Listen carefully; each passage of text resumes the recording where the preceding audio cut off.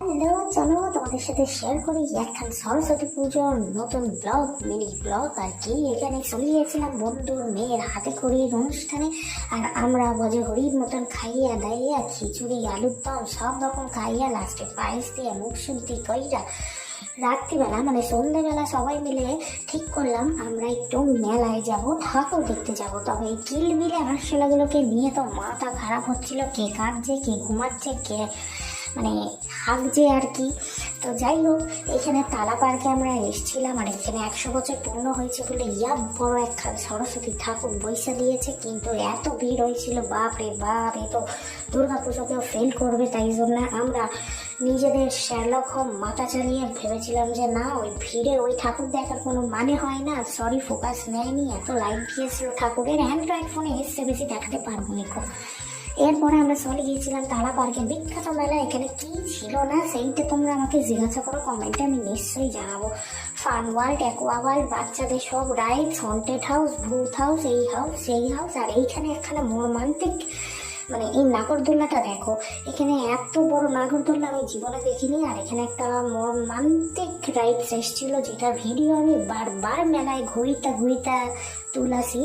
তো তোমরা সেইটা দেখলে তোমাদেরও আত্মারাম খাইসা হয়ে যাবে।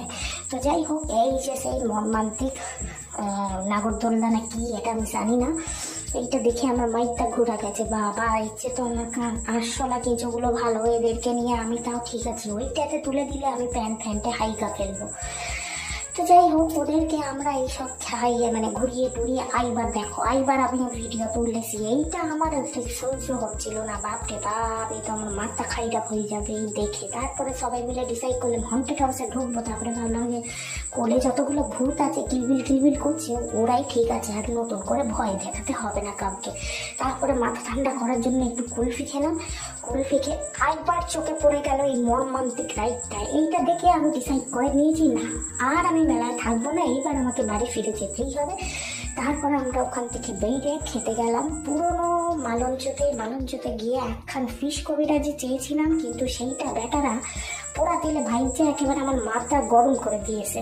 তেতো তেতো লাগছিল, আর খেতেও মোটেও ভালো লাগছিল না। তারপরে দিয়েছিল আমাদেরকে মিক্সড ফ্রাইড রাইস, আর সবাই নিয়েছিল চিলি ফিশ আর মাটন কষা। আর আমি তো সবসময় সবার থেকে উল্টোই খাইতে, আমি ছিলাম মিক্সড নুডলস চিংড়ি মাছ ছাড়া। আর এখানে এরা ডিমটা সবাই ফ্রি দেয়, যেমন সবার ঘরে মুরগি আছে, ওই জন্য সবসময় সব কিছুতে ডিম দেয়। তো যাই হোক, এটা আমরা খেয়ে এনজয় করে ভাজা মুড়ি খেয়ে বাড়ি চলে এসেছিলাম, যদিও আমি পুরোটা খেতে পারিনি। এখানে আমার মেয়ে আমার স্টাইলে বাই বাই বলছে। চলো, ভালো লাগে, টাটা।